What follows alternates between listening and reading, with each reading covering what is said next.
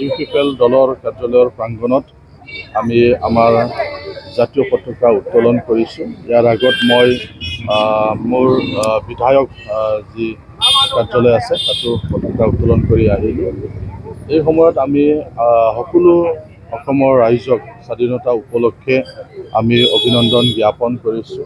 1947 চনৰ 15 আগষ্টৰ পৰা আমি এই স্বাধীনতা দিৱস উদযাপন কৰিছোঁ। কিন্তু এইবাৰ দেখিবলৈ পাইছোঁ আমাৰ কোকৰাঝাৰতো আগতকৈ দুগুণ উৎসাহেৰে স্বাধীনতা দিৱসৰ যিবিলাক কাৰ্যসূচী সেইদিনাৰ পৰা হৈ আছে, হৰ ঘৰ তিৰংগা যাত্ৰা, এইবিলাক সকলোৱে স্বতঃস্ফূৰ্তভাৱে সকলো কাৰ্যালয়, সকলো ক্লাব, NGO অনুষ্ঠান প্ৰতিষ্ঠানবিলাকে এইবাৰ কোকৰাঝাৰত দুগুণে উদযাপন কৰিছে।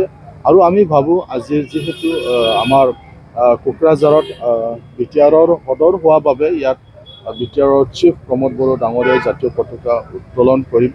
গতিকে আজিৰ দিনটোতো আগতকৈ বেছি মানুহবিলাকে অংশগ্ৰহণ কৰিব বুলি আমি আশাবাদী।